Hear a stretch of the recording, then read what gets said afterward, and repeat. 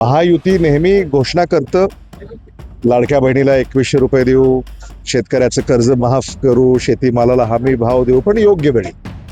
आता ती योग्य वेळ कोणती असते ते सांगत नाहीत. त्यामुळे आता लोकांना हेही कळालेलं आहे, या सगळ्या दिशाभूल करण्याच्या बाबी आहेत, धूळफेक होते.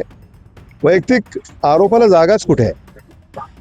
तुम्ही काय केलं हे तुम्ही सांगितलं पाहिजे ना. 10 वर्ष सत्ता आपल्याकडे आहे, या सत्तेचा सामान्य माणसाला काय उपयोग झाला हे त्यांनी सांगावं. विकासाच्या मुद्द्यावर निवडणुका लढवाव्यात. वैयक्तिक टीका टिप्पणी करण्यामध्ये ते वेळ घालवत आहेत. मला असं वाटतं की सामान्य माणसाचा किंबहुना मतदारांचा हा अवमान आहे.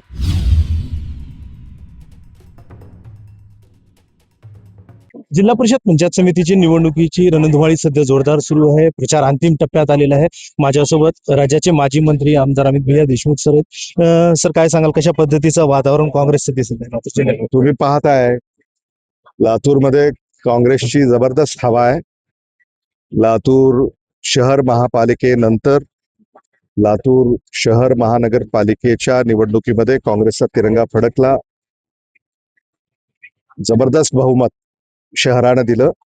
जिल्हा सुद्धा त्याच धर्तीवर जबरदस्त बहुमत देईल असं चित्र आहे. जिल्हा परिषदेच्या निवडणुकीवर राज्यामध्ये कर्ज माफ करू अशा पद्धतीची घोषणा दिली जातात. नाही, आता ते महायुती नेहमी घोषणा करतं, लाडक्या बहिणीला 2100 रुपये देऊ, शेतकऱ्याचं कर्ज माफ करू, शेतीमालाला हमी भाव देऊ, पण योग्य वेळी. आता ती योग्य वेळ कोणती असते ते सांगत नाहीत. त्यामुळे आता लोकांना हेही कळालेलं आहे, या सगळ्या दिशाभूल करण्याच्या बाबी आहेत, धूळफेक होते.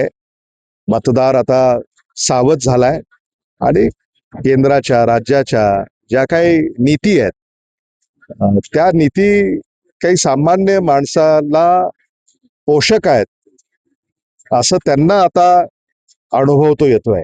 आणि म्हणून या अनुभवातून ते एक सक्षम पर्याय काँग्रेसमध्ये पाहतायत आणि काँग्रेसला बहुमतानं ते निवडून देत आहेत. जिल्हा परिषद म्हणलं तर हे विकासासंदर्भामध्ये बोलावं. हे आरोप प्रत्यारोप अनेक आहेत. वैयक्तिक आरोप यावरती होत आहेत सध्या. वैयक्तिक आरोपाला जागाच कुठे आहे? तुम्ही काय केलं हे तुम्ही सांगितलं पाहिजे ना. 10 वर्ष सत्ता आपल्याकडे आहे, या सत्तेचा सामान्य माणसाला काय उपयोग झाला हे त्यांनी सांगावं. विकासाच्या मुद्द्यावर निवडणुका लढवाव्यात. वैयक्तिक टीका टिप्पणी करण्यामध्ये ते वेळ घालवत आहेत. मला असं वाटतं की सामान्य माणसाचा किंबहुना मतदारांचा हा अवमान आहे की आपण मतदारांचं बोलत नाही आणि राजकीय टीका टिप्पणी करतो. तर हे त्यांनी ओळखलं पाहिजे. जेवढी टीका टिप्पणी ते करतील तेवढ्या जोरदार पद्धतीनं लोक आमच्या पाठीमागे उभे राहतील. एकंदरीत महाराष्ट्राची जर परिस्थिती पाहिली तर महाराष्ट्राचे एक नेते म्हणून तुम्ही कशा पद्धतीचं चित्र राहील जिल्हा परिषद आणि पंचायत समिती? हे लातूर जिल्हा परिषदेमध्ये आणि लातूर जिल्ह्यातल्या ज्या 10 पंचायत समित्या आहेत तिथं काँग्रेस पक्षाचं वर्चस्व प्रस्थापित होईल या निकालानंतर, याबद्दल माझ्या मनामध्ये कुठलीही शंका नाही. आणि लातूर जिल्हा परिषदेवर एक हाती काँग्रेसची सत्ता मतदार निवडून देतील. काय म्हणते लातूर? हात म्हणते लातूर. नक्कीच सांगाल, कशा पद्धतीचं आजचं तुमची सभा झाली आणि काय काय वातावरणाचं आहे? आजची आमची जी सभा झालेली आहे ती विजयाची नांदी आहे सगळ्यात महत्वाचं.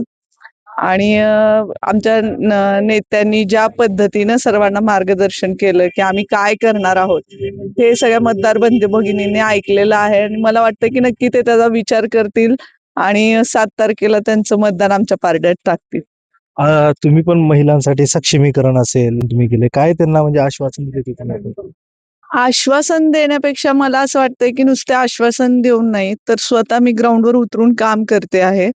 आणि काम करत असताना मला महिलांच्या खूप बेसिक समस्या जाणवतात. मग ते महिलांचं आर्थिक सक्षमीकरण असू द्यात, बचत गट असू द्यात, बचत गटातील उद्योगधंद्यांना चालना देणं किंवा त्या बचत गटाचे जे काही प्रोडक्शन्स आहेत त्यांना कुठेतरी मार्केट उपलब्ध करून देणं. आणि सक्षमीकरण, माझ्या मते सक्षमीकरण म्हणजे कुठेतरी बाहेर शहरात जाऊन, कुठेतरी आउट ऑफ जाऊन अशा सक्षमीकरण होत नाही. तुम्ही आहे त्या परिस्थितीतून काय मार्ग काढता हे फार महत्वाचं आहे. आणि मग तुमच्या आज इथं आता आपण सध्या आशु गावामध्ये आहोत. मी जेव्हा डोर टू डोर कॅम्पेनिंग करते माझ्या लक्षात आलं की इथं शेती आणि शेतीसाठी असणारा सगळं वातावरण आहे. तर इथल्या सगळ्या महिलांनी शेतीपूरक व्यवसाय म्हणजे त्यांनी काही केलंच पाहिजे आणि सक्षमीकरण होईल ह्याच्यापेक्षा जे काय आहे आपलं स्वतःचं ते सांभाळता आलं म्हणजे सक्षमीकरण झालं ना. मग शेती असू द्यात, शेतीपूरक व्यवसाय असू द्यात, हे करणं सुद्धा एक सक्षमीकरण आहे महिलांसाठी. आता तुम्ही जसं म्हणले की भाषणामध्ये आपण म्हणत होतो की उमेदवार जर महिला असली तर पण त्याचं काम पूर्णतः जे पाहणी जी असते त्याचे मिस्टर करतात. तर तुमच्या बाबतीत तेच असतं. मी तुम्हाला तेच सांगते की मतदार बंधू भगिनींना ही परत माझी एक नम्र विनंती राहील की तुम्ही 7 तारखेला जेव्हा मतदान करतायत तेव्हा एक विचार करा की आपण महिला म्हणून कुठल्या महिलेला मतदान केलं पाहिजे, एक ती गोष्ट. आणि दुसरी गोष्ट की मी स्वतः एक सुशिक्षित महिला आहे, राजकीय वारसा आहे आणि त्यासोबत मी ग्राउंडवरती उतरून गेले 5 वर्ष काम करते. त्यामुळे मला असं वाटतं की मला माझ्या पतींच्या साथ त्यांची आहेच आहे नक्की.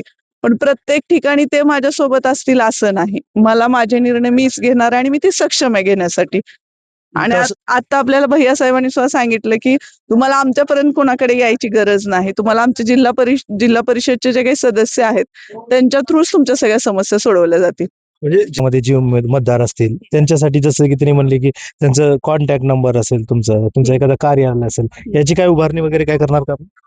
ऑलरेडी माझ्या सगळ्या महिलांना सईताईचं नाव तर माहितीच झालंय आणि प्लस त्यांना सगळ्यांकडे माझा नंबर आहे, माझे व्हॉट्सअपचे ग्रुप्स आहेत, मेसेज असतो तो त्यांच्यापर्यंत जातो आणि त्या मला कधी हक्काने फोन करू शकतात आणि त्यांच्या काही ज्या अडी अडचणी आहेत त्या नक्की सांगू शकतात.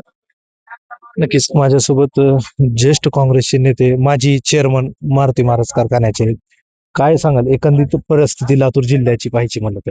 लातूर जिल्ह्याच्या परिस्थितीचा जर विचार केला तर निश्चितपणानं आज काँग्रेसचा हा झंझावात आहे आणि निश्चितपणानं विजयश्री घेऊनच तो असणारा या ठिकाणी येईल यात तीळ मात्र शंका नाही. विशेष या ठिकाणी अमित भैयांच्या नेतृत्वाखाली चालत असलेले हे जे कार्य आहे याला वास्तवाचा आधार आहे. स्वतः ते करतात आणि मगच इतराला सांगतात. बाकी इतर सरकारमध्ये ज्या काही घोषणा होतात त्या घोषणांचा पाऊस आहे, आश्वासनाची खैरात आहे. या सरकारला असं म्हणता येईल की असून वळंबा नसून खोळंबा. नाही म्हणावं तर घोरपडीसारखं सत्तेला चिटकून बसलंय आणि आहे म्हणावं तर कुठलंच काम होत नाही आणि म्हणून जनता ही त्रस्त झालेली आहे. आदरणीय दिलीपरावजी देशमुख साहेब असतील, आदरणीय विलासरावजी देशमुख साहेब असतील आणि विशेष करून तरुणांचा मुकुटमणी म्हणून ज्याच्याकडे पाहिलं जातं असे धीरज भैया आणि अमित भैया हे दोन्ही असणारे लवकुशाची भूमिका या ठिकाणी वटवतात. यापूर्वी रामलक्ष्मणाची भूमिका ज्या नेत्यानं म्हणजेच आदरणीय विलासरावजी आणि आदरणीय दिलीपरावजींनी वटवली त्याच्याही पेक्षा अधिकचं असणारं सरस काम ही पुढची पिढी करते असं म्हटलं तर ती चुकीचं होणार नाही. नक्कीच माझ्यासोबत मारुती महाराज कारखान्याचे vice chairman Sachin Patil sir आहेत. काय सांगाल कशा पद्धतीचं वातावरण दिसतंय लातूर जिल्ह्यामध्ये? खरं तर लातूर जिल्ह्यामध्ये गेल्या 15 दिवसापूर्वी आपण पाहिले लातूर शहर महानगरपालिकेवरती काँग्रेस पक्षाचा तिरंगा फडकलाय आणि हे संबंध हा मेसेज महाराष्ट्रभर गेलाय. आणि गेल्या 8 दिवसापासून ज्या काही जिल्हा परिषद पंचायत समितीच्या ह्या स्थानिक स्वराज्य संस्थाच्या निवडणुका आहेत आणि विशेषतः लातूर जिल्हा परिषदेला एक फार मोठा विचारांचा वारसा आहे. सहकारमर्षी आदरणीय दिलीपरावजी देशमुख साहेबांनी ह्या लातूर जिल्हा परिषदेचा अध्यक्ष म्हणून काम केलंय. त्यामुळं ह्या मिनी मंत्रालयामध्ये जाण्यासाठी आज औसा तालुक्यामधून जे काही आमचे 9 उमेदवार भारतीय राष्ट्रीय काँग्रेस पक्षाचे उभारलेले आहेत ते अतिशय चांगल्या पद्धतीनं गेल्या 8 दिवसामध्ये त्यांनी कॅम्पेनिंग केले. विशेषतः ग्रामीण भागातल्या लोकांच्या ज्या काही समस्या आहेत, रस्ते असेल, नाली असेल, विजेचा प्रश्न असेल, महिलांच्या सक्षमीकरणाचे प्रश्न असतील, युवकांच्या रोजगाराचा प्रश्न आहे, अशा विविध प्रश्नावर आपण जे काही कॅम्पेनिंग केले आम्हाला असं वाटतं की आज आमचे नेते आदरणीय अमित देशमुख साहेबांची सकाळी किल्लारीमध्ये आणि आत्ताच आशिवमध्ये सभा झाली. साहेबांनी जे काही मार्गदर्शन केलं आणि प्रसारमाध्यमांचे विशेषतः आभार मानले पाहिजे, कारण तुम्ही या निवडणुकीला एका वेगळ्या उंचीवरती नेऊन ठेवले. त्यामुळं इलेक्ट्रॉनिक्स मीडिया असेल किंवा आपण सारे असताल खऱ्या अर्थानं ह्या तालुक्यामध्ये काय गरजेचं आहे तर काँग्रेस पक्षाचा विचार गरजेचा आहे. आता अमित भैयानी जसं म्हणले अध्यक्षाचं पद भेटलं नाही, एकंदरीत पाहता होईल का येणाऱ्या काळामध्ये अपेक्षा वाटते? हे बघा, औसा तालुक्यामध्ये आशिव असेल आणि मातोळा असेल हे खुल्या प्रवर्गासाठी महिलांसाठीचं आरक्षण आहे आणि लातूर जिल्हा परिषदेला पहिल्यांदाच एक ओपन महिलेचं अध्यक्षपदाचं आरक्षण आहे. आताच आमचे नेते अमित देशमुख साहेबांनी सांगितलं की आशिव आणि मातोळ्यामधल्या जर ह्या 2 महिला निवडून आल्या तर औशेकरांचा सर्वाधिक अधिकार हा अध्यक्षपदावर असेल. त्याचं कारण असं आहे की औसा तालुक्याला जिल्हा परिषदेचं अध्यक्षपद आजपर्यंत मिळालेलं नाही. त्यामुळे आमची अपेक्षा आहे आशिव आणि मातोळाकरांच्या लोकांकडे आता हा निर्णय साहेबांनी सोपवलाय की आता इथल्या सुजाण जनतेने येणाऱ्या 7 तारखेला निर्णय घेत असताना आपलं मतदान हे अध्यक्षपदासाठीच आहे का, हा सुद्धा विचार करून काँग्रेस पक्षाच्या उमेदवाराच्या पाठीमागं ताकदीनं उभं राहण्याची गरज आहे असं मला आवश्यकता या ठिकाणी वाटते. काय म्हणताय मामा काँग्रेस? काँग्रेस 100% येणार हा. आणि सईताई तर का 1 नंबरने येणार.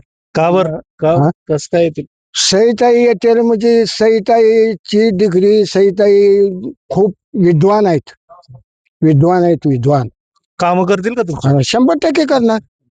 इथं राहत नाहीत म्हणता येईल. ताई नाही राहिल्या तरी का, ताई जवळच बिलकुल पासून काही लई लांब नाही त्या.